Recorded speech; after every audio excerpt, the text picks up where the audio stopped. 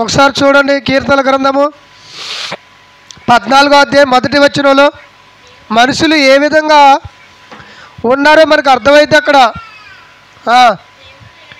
దేవుడు లేడని బుద్ధిహీనులంట తమ హృదయములో అనుకుంటున్నారంట. దేవుడే లేడని బుద్ధిహీనులు, వారిలో ఏమి లేదు, బుద్ధి. బుద్ధి అంటే మనకు తెలుసు కదండి.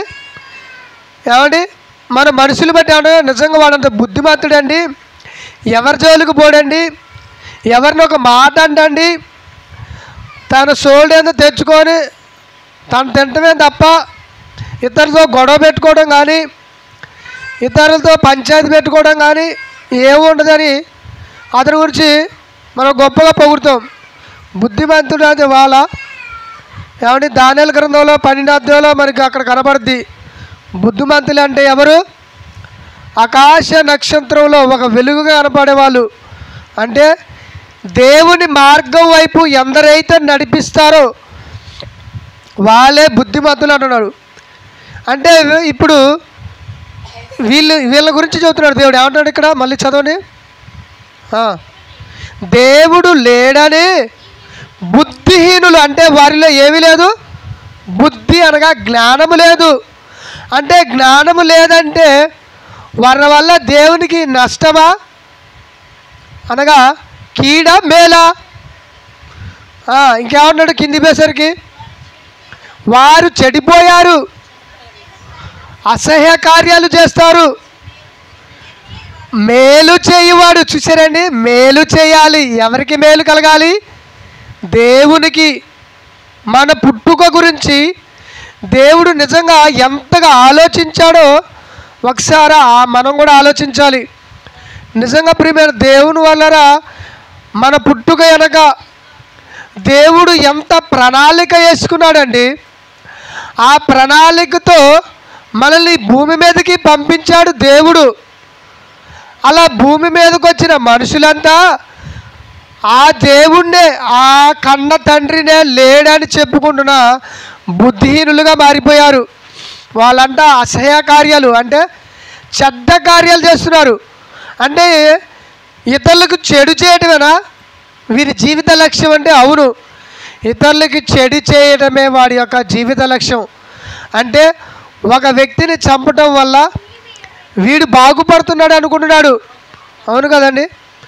చాలామంది చంపటం వల్లనే కండి, దోచుకోవటం వల్లనే కదండి అతడు ఒక ఉన్నతమైన స్థాయిలోకి వస్తున్నాడు. అవునా కదా? ఒక రాజకీయ నాయకుడు ఉన్నాడు. ఏమండి, పేదవాళ్ళ సొమ్మును ఏం చేస్తున్నాడు? దోచుకుంటున్నాడు. అలా దోచుకున్న దానిని బట్టి అతడు ఒక ఉన్నతమైన స్థాయిలో కనబడుతున్నాడు. ఏమండి, అలాగనే ప్రియమైన దేవుని వల్లరా వీళ్ళు ఎవరు? మనుషులైన మనము దేవునికి మేలు కలగాలి. ఏమండి, మన వల్ల దేవునికి నిజంగా మేలు జరుగుతుందా, నష్టం జరుగుతుందా అనేది మనం ఆలోచించాలి. ఏమండి, ఒకసారి రోమిలికి రాసిన పత్రిక 1వ అధ్యాయం 28వ వచనం చూడండి ఒకసారి. రోమిలికి రాసిన పత్రిక 1వ అధ్యాయం 28వ వచనం. అక్కడే ఉంటున్నాడు దేవుడు. ఈ ఉద్దేశాన్ని ఆలోచించి ఇక్కడ రాస్తున్నాడు అపోస్తలుడైన పౌలు గారు రోమాలో ఉన్న సంఘానికి ఒక మాటను రాస్తున్నాడు. చదవండి 1వ అధ్యాయం 28వ వచనం. మరియు వారు తమ మనసులో దేవునికే చోటు లేదంట. చూసారండి, మనస్సులో తమ హృదయములో దేవునికి స్థానాన్ని ఇవ్వట్లేదు. దేవునికి కనుక స్థానాన్ని ఇస్తే దేవునికి మేలు కలిగిద్ది. దేవునికి కాకుండా దయ్యానికి స్థానాన్ని ఇచ్చాడు అనుకోండి, అప్పుడు దేవునికి ఏం కలిగిద్ది? కీడే. అవునా కాదా? దేవుడు ఉంటే నీవు ఎలా బ్రతకాలో నీకు తెలిసిద్ది, ఎలా బతకాలో నేర్చుకోగలుగుతావు, ఎలా అనేకులను బ్రతికించాలో తెలిసిద్ది. అదే దేవుడు కనుక మనలో లేడనుకోండి, మనం ఎలా బ్రతకాలో తెలియదు, అనేకులను ఎలా బ్రతికించాలో తెలియక వాళ్ళను చంపాలనే ఉద్దేశం ఉంటుంది. అంటే వాళ్ళని చంపుతున్నావంటే దేవునికి ఏం జరుగుతుంది? నష్టమే కదండి. అనేకులు దేవుని పిల్లలే కదా. ఒక దేవుని కుమారుని నువ్వు చంపుతున్నావంటే ఆ దేవుని యొక్క ఆశయాన్ని, సంకల్పాన్ని నువ్వేం చేస్తున్నావు? నష్టాన్ని కలిగిస్తున్నావు. వందనాలు. ఏమండి? నష్టాన్ని కలిగిస్తున్నాడంటే దేవునికి ఏం జరుగుతుంది? కీడే కానీ తప్ప మేలు జరగట్లేదు. అంటే మనం దేవునికి మేలు కలిగించే ఎన్నో కార్యక్రమాలు చేయాలి. ఏమన్నాడు అక్కడ రోమపత్రికలో 1:28 కంటిన్యూ చేయండి, మరలా మొదటి నుంచి. మరియు వాళ్ళు తమ మనసులో దేవునికి చోటివ్వక గనుక చెయ్యరాని కార్యాలు చెయ్యుటకు దేవుడే భ్రష్టు మనసుకు వారిని అప్పగించేశాడంట. ఎందుకంటే అతని వల్ల ఎవరైతే దేవునికి చోటు ఇవ్వట్లేదో కాబట్టి వాళ్ళని ఏం చేసిందంటే నీ వల్ల నాకు నష్టమే తప్ప లాభమే లేదు, మేలు లేదు, కాబట్టి నిన్ను భ్రష్టుడికి అప్పగిస్తున్నా. ఇక నీ ఇష్టం వచ్చినంత కాలం నీకు ఇష్టమైనట్టుగా బ్రతుకురా నాయన. ఎందుకంటే నీ వల్ల ఎట్టాగా నాకు మేలు లేదు, నీ వల్ల నాకు ఎట్టాగా సంతోషం లేదు, నీ వల్ల నాకు ఎట్టాగా లాభం లేదు. కాబట్టి నువ్వు నష్టాన్ని జరిగించుతూ బతుకుతున్నావు, నువ్వు కీడు చేసే బతుకుతున్నావు, కాబట్టి నువ్వు అదే చేసుకొని బతుకురా భూమి మీద అని దేవుడు ఏం చేస్తున్నాడంటే భ్రష్టుడికి అప్పగించేస్తున్నాడు. అంటే ప్రియమైన దేవుని వల్ల మన వల్ల దేవునికి కీడు జరగకూడదు, మేలు జరగాలి, లాభం కలగాలి, దేవునికి సంతోషం కలగాలి. ఏమండి?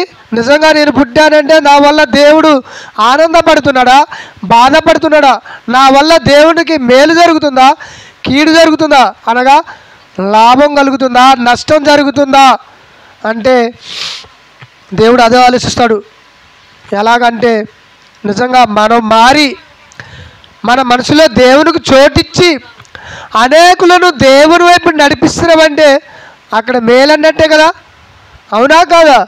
అంటే మేలు చేసే కార్యక్రమాలు మనం జీవితంలో ఎన్నో చెయ్యాలి.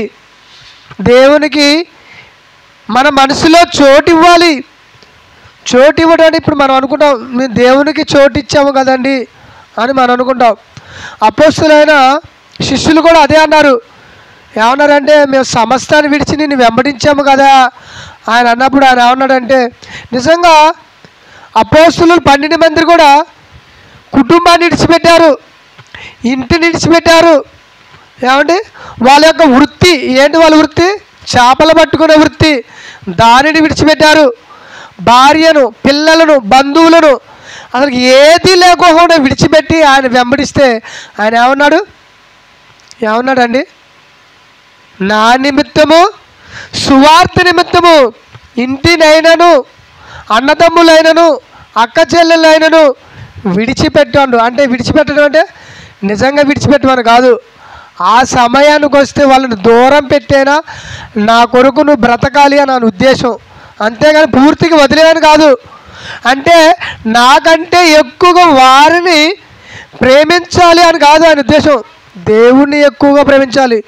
దేవుడు మొదటి స్థానం, తర్వాతకి స్థానం తల్లిదండ్రులు, ఆ తర్వాతకి పిల్లలు. ఏమండి? మిగతా ఎవరు? ఆత్మీయులు, అంతే కదండి. ఆ తర్వాతకి బంధువులు. అంటే ప్రియమైన దేవుని వల్ల మన వల్ల దేవునికి మేలు జరగాలి కానీ కీడు జరగకూడదు. అందుకనే ఒక మాటను మనం చూపిస్తాను ఈ సమయంలో. చూడండి, ఆదికాండము 6:5 ఏమండి? దేవునికి తలనొప్పిని తీసుకొచ్చారండి. మొట్టమొదట ఆదాము కాలంలో మనుషులు 6:5 నరుల చెడుతనము భూమి మీద గొప్పదని వారి యొక్క హృదయం యొక్క తలంపులు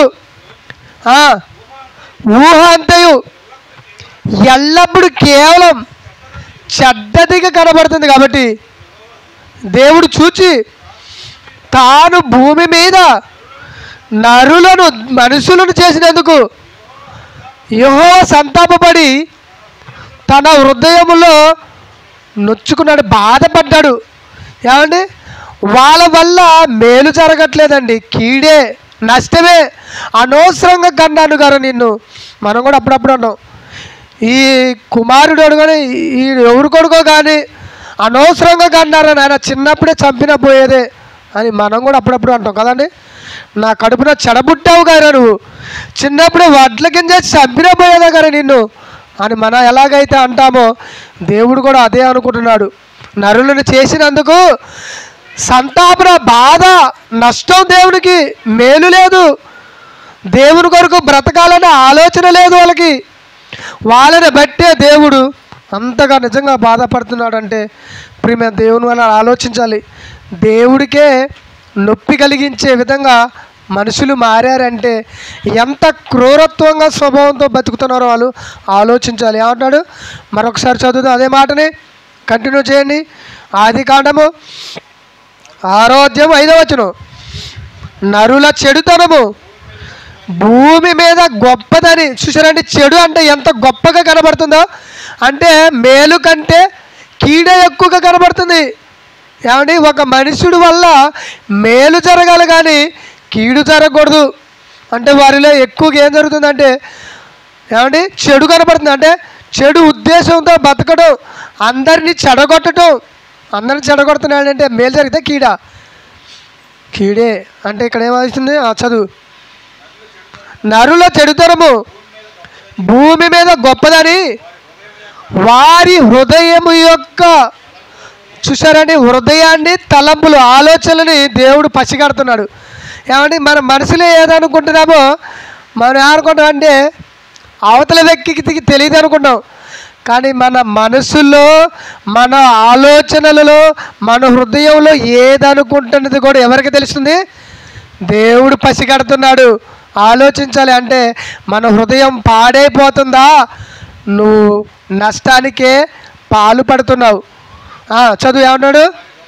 వారి హృదయం యొక్క తలంపులలోని ఊహ అంతయు ఎల్లప్పుడూ కేవలము చెడ్డదని యెహోవా చూసి, దేవుడు చూసి తాను భూమి మీద నరులను చేసినందుకు యెహోవా సంతాపం అంటే బాధ తన హృదయంలో నొచ్చుకున్నాడు అంట. బాధ అండి, దేవుడికి బాధ. మనుషుల వల్ల బాధ, నష్టం, కీడు ఇలా కలిగించే విధంగా మనుషులు బతుకుతున్నారంట. ప్రియమైన దేవుని వల్లరా మనం మాత్రం అలా ఉండకూడదండి. దేవుడికి మనల్ని చూసి సంతోషమే కలగాలి, మనల్ని బట్టి ఆనందం కలగాలి, మనల్ని బట్టి దేవుడికి మేలు జరగాలి. ఏమండి అంతేకాని తప్ప దేవుడికి ఏం కలగకూడదు. చూడండి ఒకసారి హెజ్కేల్ గ్రంథంలోనికి వెళ్దాం. అక్కడ ఎలాంటి ఆనందాన్ని చెబుతున్నాడో దేవుడు మనకి అర్థమైంది. 18వ అధ్యాయము హెజ్కేల్ గ్రంథము 18వ అధ్యాయం 23వ వచనం. 18వ అధ్యాయం 23వ వచనం హెజ్కేల్ గ్రంథము. అతని నీతిని బట్టి అతని బతుకును దుష్టులు మరణము నొందుట చేత నాకేమైనా సంతోషము కలుగునా? వారు తమ ప్రవర్తన దిద్దుకొని బ్రతుకుటే నాకు సంతోషం, దేవుడికి మేలు. ఏమండి మన దుష్ట హృదయముతో, దుష్ట కార్యక్రమాలతో, దుష్ట పనులతో మరణిస్తే దేవుడికి నష్టమేనండి. నష్టం జరిగినట్టే. ఒక ఆత్మ చచ్చిపోయి పాతాళానికి పోతే ఆనందపడతాడా, బాధపడతాడా? బాధ. ఎందుకు తెలుసా?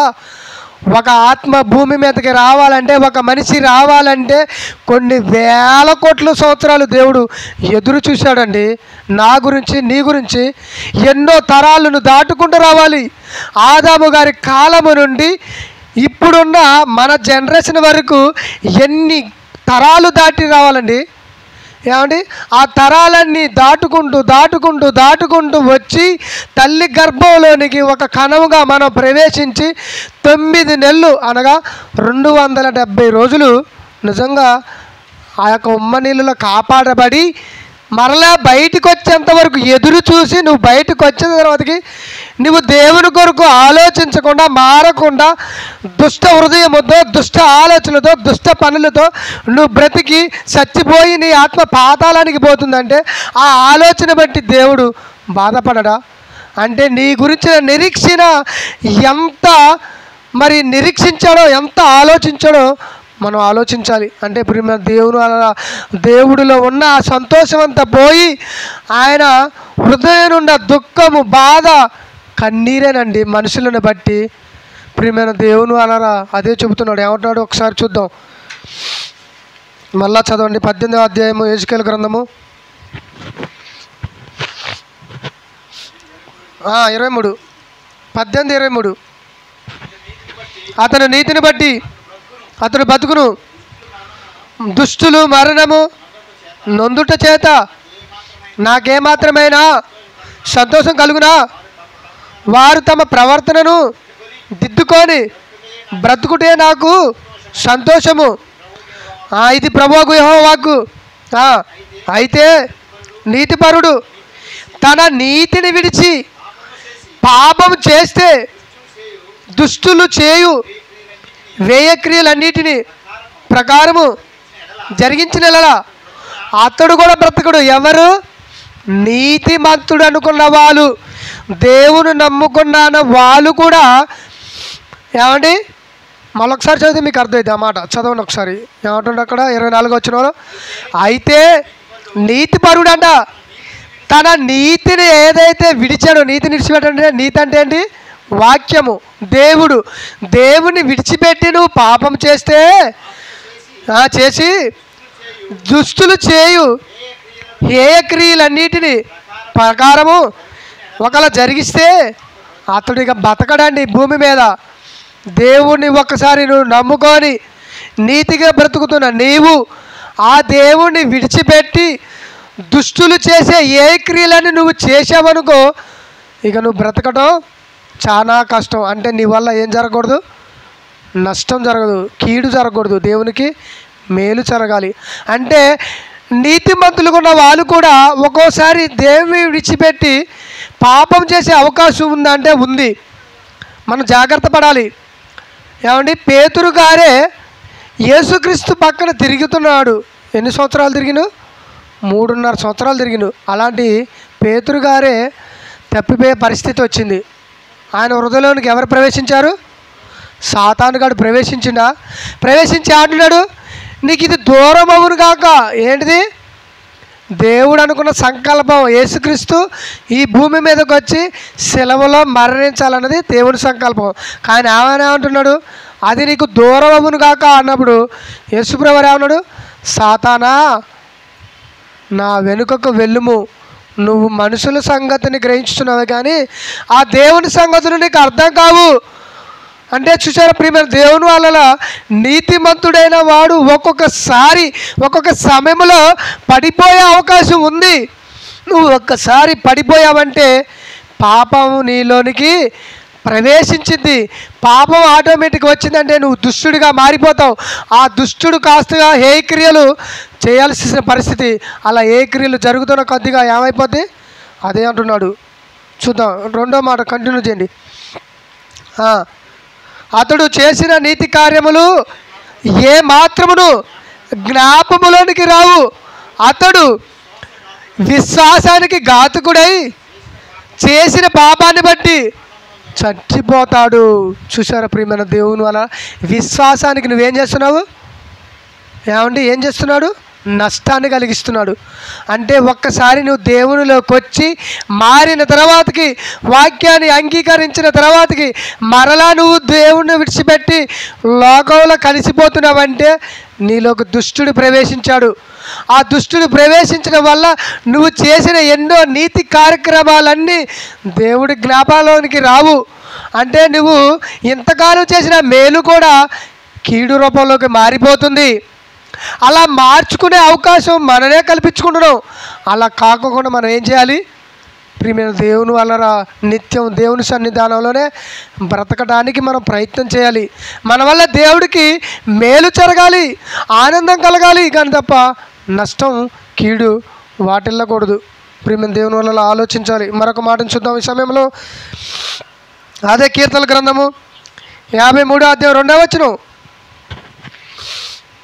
కీర్తనల గ్రంథము 53వ అధ్యాయము 2వ వచనం.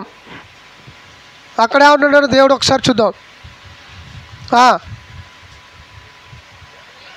వివేకము కలిగి దేవుని వెతుకువారు కలరేమని దేవుడు ఆకాశము నుండి నరులను పరిశీలన చేస్తున్నాడు. వారందరూ దారి తొలగి భక్తిగా చెడిపోయారంట. చూసారండి, దేవుడు ఆలోచిస్తున్నాడు, ఎవరు నాకు మేలును కలిగిస్తారు, ఎవరు నన్ను సంతోషపెడతారు, ఎవరు నా గురించి ఆలోచిస్తారని పరిశీలన చేస్తున్నాడండి దేవుడు మన పైన. మన గురించి తపన ఆయనకి, మన గురించిన ఆలోచన ఆయనకి. నా పిల్లలు ఎప్పుడు మారుతారు, నా గురించి ఆలోచిస్తారు, నన్ను ఎప్పుడు సంతోషపెట్టే కార్యక్రమాలు చేస్తాడని దేవుడు ఎప్పుడు మనపైన ఆయనకి ధ్యాస, మనపైన ఆలోచన. మనం కూడా చూడండి, మన కన్న పిల్లలపైన ఎంత ఆశ, ఎంత ఆలోచన, ఎంత మరి సంతోషం అండి. అవునా కాదా? వాడు మంచిగా బతికితే ఆనందం, అదే వాడు చెడిపోయాడు అనుకోండి మనకి బాధ, మనకి నష్టము, మనకి కీడు. అనేకులు వాడిని తిట్టిందే కాక, కన్న కుమారునే కాక తల్లిదండ్రులు కూడా తిడుతుంటే ఆ బాధ ఎలా ఉంటుందో ఆలోచించాలి. అంటే మనల్ని బట్టి కూడా దేవుడు అక్కడ పరలోకంలో బాధపడకూడదని ఈ మాటలు మీకు తెలియజేస్తున్నాను. దేవుడి యొక్క బాధను మీకు బోధిస్తున్నాను. ప్రియమైన దేవుడు ఆయన ఎంతగా బాధపడుతున్నాడో ఆయనని సంతోషపెట్టే కార్యక్రమాలను మనం ద్వారాగా ఆయన చేసి దేవుని సంతోషపెట్టాలని ఒక ఆలోచన తప్ప మిమ్మల్ని ఏదో కించపరచాలని కాదు. ప్రియమైన దేవుని వలన ఆలోచించండి, దేవుడి యొక్క బాధను అర్థం చేసుకుందాం. భూమి మీద బ్రతుకున్నప్పుడే ఆయనని మేలు చేద్దాం, ఆయన సంతోష పెడదాం.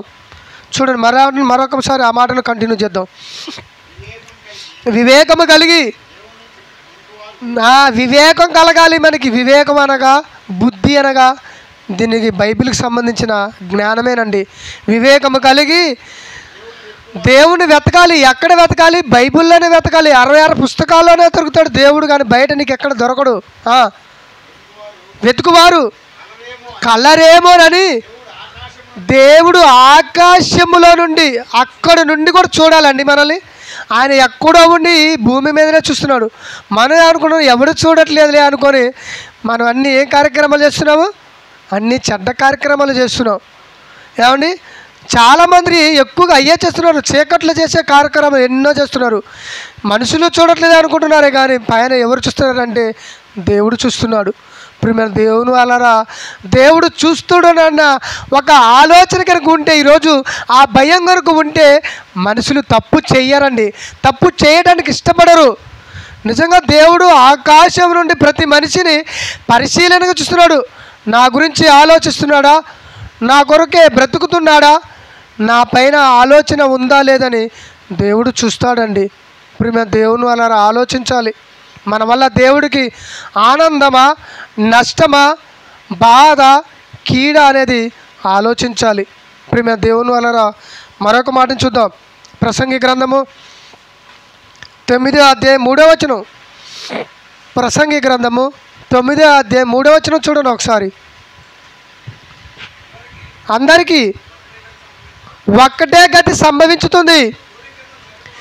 సూర్యుని కింద జరుగు వాటన్నిటిలో ఒకటి దుఃఖకరంగా కనబడుతుంది. ఒక ఆయన పరిశీలించి చూస్తున్నాడు. సూర్యుని కింద అంటే భూమి మీద ఒక విషయంపై పరిశోధన చేస్తుంటే ఆ విషయానికి దుఃఖం కలుగుతుంది, బాధ. ఒక సేవకుడు, ఒక ప్రవక్త, ఒకని దేవుని దాసుడు, ఆయనకే దుఃఖం, బాధ కలుగుతుందంటే మరి దేవుడికి ఎలా ఉంటుంది? ఆయనకే ఒక నష్టంగా కనిపిస్తుంది అంటే భూమి మీద మనుషులను బట్టి దేవునికి ఎలా ఉంటుందో ఆలోచించాలి. ఏమంటున్నాడు? అందరికీ ఒకటే గతి సంభవించును. సూర్యుని కింద జరుగు వాటన్నిటిలో ఇది ఒకటి బహు దుఃఖకరము. మరియు నరుల యొక్క హృదయము చెడుతనముతో నిండి ఉన్నదంట. వారు కాలమంతయు వారి హృదయమందు వెర్రెక్కిపోయారండి మనుషులు. వారి హృదయం అంతా వెర్రి, వాళ్ళ హృదయం అంతా చెడు.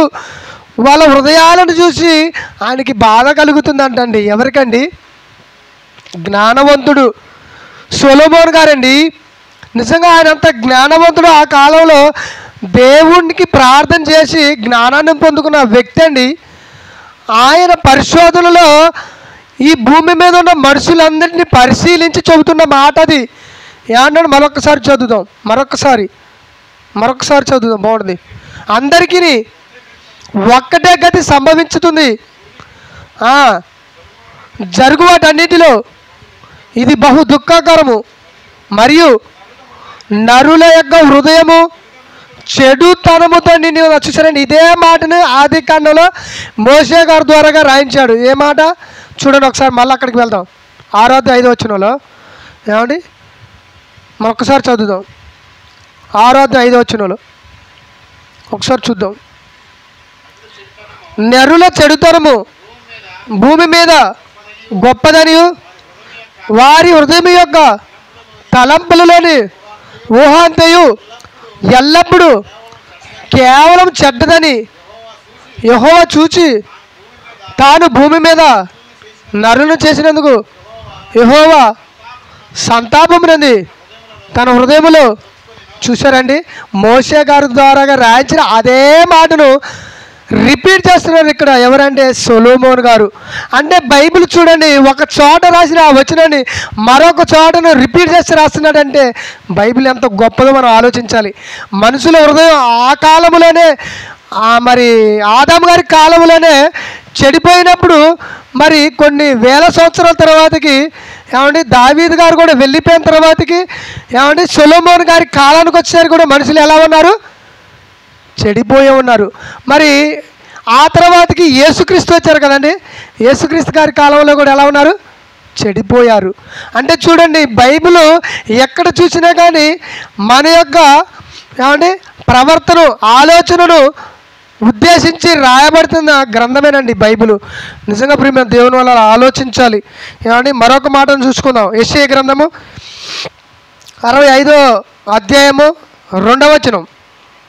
యెషయా గ్రంథము 65వ అధ్యాయం 2వ వచనం చూద్దాం. అక్కడ ఒక మాటను చూద్దాం. ఇక్కడ తమ ఆలోచనను అనుసరించి చెడు మార్గము నడుచుకొనుచు లోబడనెల్లని ప్రజల వైపు దినమంతయు నా చేతులు. చూశారండి, దేవుడంట ఇలా చేతులు చాపుతున్నాడంట. ఎప్పుడు తన దగ్గరకు వస్తే ఇలా ఆయన కౌగిలించుకోవాలని. ఏమండి, ఒక వ్యక్తి చచ్చిపోయి ఎవరి రొమ్మున ఆనుకోబడ్డాడు? అబ్రహాము గారి రొమ్మున. అంటే ఇలా రొమ్మున ఆనుకోబెట్టుకున్నాడంటే నిజంగా అతని బ్రతుకు తీరుని ఎవరికి నచ్చింది? అబ్రహాం గారికి కూడా నచ్చింది. అంటే భూమి మీద నువ్వు ఎలా బ్రతుకుతున్నావు కూడా ఎవరు చూస్తున్నారు? అబ్రహాం గారు చూస్తున్నాడు. ఏమండి, దేవుడు చూస్తున్నాడు. అంటే ప్రియమైన దేవుని వల్ల మరొకసారి చూద్దాం ఏమంటున్నాడు అక్కడ. యెషయా గ్రంథం 65వ అధ్యాయం 2వ వచనంలో తమ ఆలోచనలే అనుసరించి చెడు మార్గమును నడుచుకొనుచు లోబడని ప్రజల వైపు దినమంతయు నా చేతులు చాపుతున్నాను. వాళ్ళు లోబడట్లేదంట. ప్రియమైన దేవుని వలన నిజంగా మనం దేవుడికి లోబడే వారంగా బతుకుతున్నామా?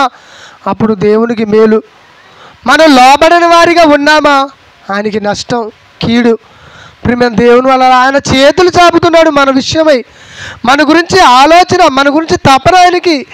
ఎప్పుడు నువ్వు మారతావో, ఎప్పుడు తన చెంతకు వస్తావో, ఆ మాటలు విని నీ హృదయాన్ని మార్చుకొని, నీ కుటుంబాన్ని మార్చుకొని తన కొరకు బ్రతుకుతావని దేవుడు ఎంతగా ఎదురు చూస్తున్నాడో మనం ఆలోచించాలి. ప్రియమైన దేవుని వలన మనం మారాలనే ఒక తపన దేవునికి. మనం తన గురించి ఆలోచించాలి, తన గురించి బ్రతకాలనే కోరికండి దేవుడికి. ఎందుకంటే దేవుడు మనల్ని కన్నాడు కాబట్టి, మన గురించి ఎంతగా ఆలోచించాడు కాబట్టి. నువ్వు ఎన్ని పాపాలు చేసినా కానీ దేవుడి సన్నిధానికి వచ్చి నువ్వు ఒప్పుకొని నువ్వు కడుక్కుంటే దేవుడు ఇప్పటికీ కూడా నిన్ను కావాలనుకుంటున్నాడు. అంటే చూశారండి, మనం ఎన్ని తప్పులు చేసినా కానీ మనల్ని చేదరించుకుంటున్నారు, ఆశించుకుంటుంది ఈ సమాజం. కానీ దేవుడు మాత్రం ఏమంటున్నాడో తెలుసా? నువ్వు నా సన్నిధానానికి వస్తే చాలు, నువ్వు నాకు కావాలి అంటున్నాడు. అంటే మనుషులు గొప్పవాడా, దేవుడు గొప్పవాడా? ఏమండి, ఒక దొంగతనం చేస్తే దొంగని బట్టి ఏమంటున్నారు? వీడు ఒక దొంగ అండి అంటున్నారు.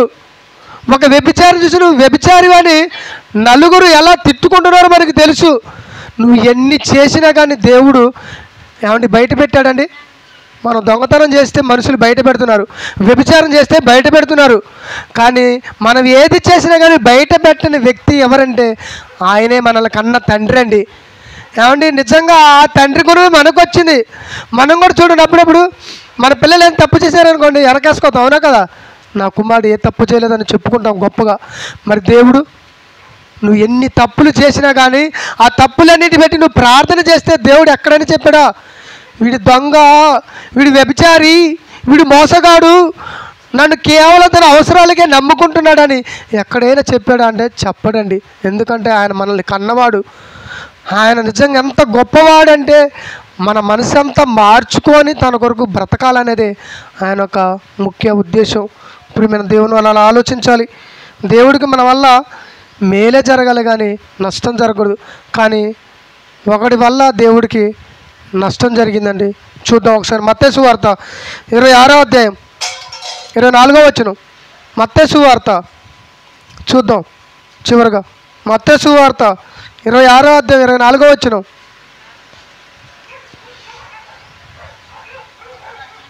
దేవుడికి నష్టం కలిగించాడండి ఒక వ్యక్తి. మనిషి కుమారుల గురించి రాయబడిన ప్రకారం ఆయన పోవుచున్నాడు, కానీ ఎవడి చేత మనిషి కుమారుడు అప్పగించబడుచున్నాడో ఆ మనుషునికి శ్రమ, ఆ మనుషుడు పుట్టకుండిన ఎడల వానికి మేలు. చూసారండి, అంటే ఇస్కరియోతు గురించి చెబుతున్నాడు. అతను పుట్టి దేవునికి మేలు జరిగిందా నష్టం జరిగిందా, దేవునికి కీడు జరిగిందా లాభం కలిగిందా అంటే నష్టమేనండి. అంతకాలం యేసుక్రీస్తుతో తిరిగావు కదా, నీలో మార్పు రాలేదా అంటే రాలేదు. ఇస్కరియోతుకే ఏమంటే ఇస్కరియోతే తన హృదయమే మారలేదంటే సాక్షాత్తు దేవుని కుమారుడు ఎమ్మటి తిరిగి ఎన్నో అద్భుతాలు చూశాడండి, ఎన్నో సూచక్రియలు చూశాడండి, ఎన్నో ఉపమానాలను యేసుక్రీస్తు ద్వారాగా ఆయన నోట్లోంచి వస్తున్న మాటలను విని కూడా ఏమండి మారు మనసు పొందలేని పరిస్థితి, దేవుడికి మేలు జరగని పరిస్థితి. ఏమండి యేసు ప్రభు వారిని 30 నాణ్యాలకు అమ్ముకున్న మరి దౌర్భాగ్య స్థితి ఎవరిదంటే ఇస్కరియోతు యూదాందండి. నిజంగా అతడు పుట్టడం వల్ల ఏమండి వాడికి నష్టం కలిగింది, దేవుడికి నష్టం కలిగింది. అతనికి కీడు జరిగింది, దేవుడికి కూడా కీడేనండి. మేలు జరిగిందా, పుట్టకుండా ఉన్నట్టయితే నీకు మేలే అన్నాడు. అంటే ఏమండి మనం పుట్టడం వల్ల దేవుడికి మేలు జరుగుతుందా కీడు జరుగుతుందా ఆలోచించాలి. నిజంగా మనం కూడా ఇంతకాలం దేవుడి మాటలు విని కూడా ఒక్కొక్క సమయంలో తప్పిపోతున్నామా, మన వల్ల దేవుడికి మరి మేలు జరుగుతుందా కీడు జరుగుతుందా, సంతోషం కలుగుతుందా బాధ కలుగుతుందా అనేది ఆలోచించాలి. ఇప్పుడు మేము దేవుని వాళ్ళ 33 సంవత్సరాలు భూమి మీద బ్రతికిన యేసుప్రభువు వారు ఏమండి కన్న తండ్రి అయిన దేవుని గురించి ఎంతో గొప్పగా చెప్పాడండి. భూమి మీద చెప్పినప్పుడు వాళ్ళు వినలేదండి. ఎవరు? ఇశ్రాయేలులు. వారికి అర్థం కాలేదు.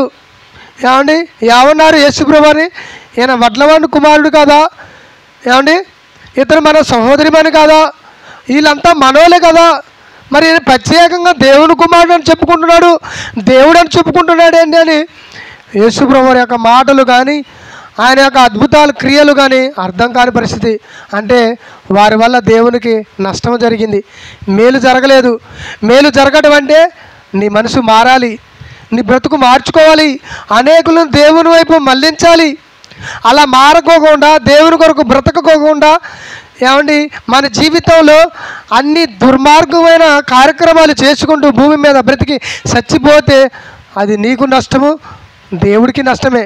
ఎందుకంటే మనం చచ్చిపోయిన తర్వాతకి మన ఆత్మ ఏమండి ఎక్కడికి వెళ్ళిపోతుంది, పాతాళ లోకానికి వెళ్ళిపోతుంది, ఆరని అగ్నిలోనికి వెళ్ళిపోతుంది. ఎవరు కాపాడలేని పరిస్థితి. నువ్వు భూమి మీద ఉన్నప్పుడే కాపాడుకోవాలి, నీ దేహాన్ని నీ ఆత్మని నువ్వు రక్షించుకోవాలి. ఏమండి అందుకనే ప్రియమైన దేవుని వలన ఈ యొక్క మాటలు మీకు తెలియజేస్తున్నాను. మనమంతా మారాలి, దేవునికి మన ద్వారాగా మేలు జరగాలి కానీ తప్ప కీడు జరగకూడదు, నష్టం కడగకూడదు. కాబట్టి ఆలోచించండి, అర్థం చేసుకోండి. ప్రియమైన దేవులో ఏది అపార్థంగా కాకోకుండా మరి ఆలోచించవలసిందిగా తెలియజేస్తూ ఈ నా మాటలు ముగిస్తున్నాను. కళ్ళు మూసుకున్నది ప్రార్థన చేసుకుందాం. ప్రార్థన. ప్రేమ నమ్మకం కలిగిన మా గొప్ప దేవా, నీకు వందనాలు, స్తోత్రాలు తండ్రి. గడిచిన దినాలంతట్లోనైనా నిజంగా మమ్మల్ని క్షేమంగా కాపాడారు తండ్రి. మేము ఎన్ని తప్పులు చేస్తున్నా కానీ అయినా కానీ క్షమిస్తున్నారు నాయన. నిజంగా నీకున్న గొప్ప మనసు మాకు కూడా కలిగే భాగ్యాన్ని ప్రసాదించిన తండ్రి. ఈ భూమి మీద నాయన మీ కొరకు బ్రతకవలసిన మేము ఒక్కో సమయంలో సాతానుగాడు మీకు దూరం చేయాలని ఎన్నో తప్పుడు ఆలోచనలు పుట్టిస్తున్నాడు తండ్రి. ఎన్నో తప్పుడు ఆలోచనలు కార్యక్రమాలు చేస్తున్నా కానీ మీరు క్షమిస్తున్నారు తండ్రి. నాయన నిజంగా మీకు వందనాలు తండ్రి. ఆయన కానీ మమ్మల్ని బతికిస్తున్నారు తండ్రి. ఇంకా ఏదో మా ద్వారాగా మీకు మేలు జరగాలి, అనేకులు రక్షింపబడాలని మమ్మల్ని బ్రతికిస్తున్నందుకు నీకు వందనాలు తండ్రి. ఇదిగో నాయన నీ పిల్లలు నీ వాక్యాన్ని విన్నారు తండ్రి. వారిలో మారు మనసు రావాలని తండ్రి, వారిలో మార్పు వచ్చిన తండ్రి అనేకులను మార్చే భాగ్యాన్ని ప్రసాదించమని ఇదిగో నాయన నీ కుమారుడి యొక్క శరీరంలోను రక్తంలోను పాలు పంచుకుంటుండగా జ్ఞాపకం చేసుకోమని యేసుక్రీస్తు నామములో ప్రార్థనకు సమర్పించుకున్నాం తండ్రి. ఆమేన్.